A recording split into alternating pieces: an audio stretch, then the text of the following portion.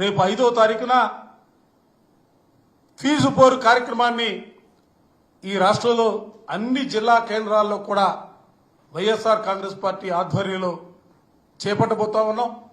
చేపట్టే ముందు కూడా నేను చాలా స్పష్టంగా సూటిగా చెప్పదలుచుకున్న మరోసారి చెప్తా ఉన్నా, పేద ప్రజల జీవితాలకు సంబంధించి పేద విద్యార్థుల జీవితాలతో మీరు సెలగాటమాడుతా ఉన్నారు. మీరు సింహం పైన స్వారీ చేయాలని ప్రయత్నం చేస్తా ఉన్నారు.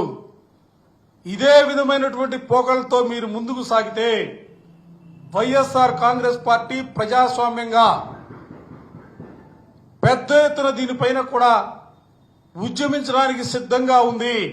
ఎందుకంటే మీరు ఇప్పటి వరకు కూడా మొదలెప్పుడో ప్రభుత్వం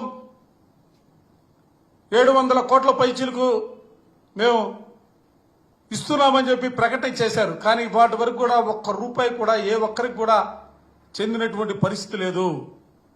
మేము అడిగేది ఏదైతే బకాయిలుగా ఉందో 3,900 కోట్ల రూపాయల్ని వెంటనే విడుదల చేయాలని చెప్పి మరోసారి ప్రభుత్వానికి సూటిగా చెప్తా ఉన్నాం.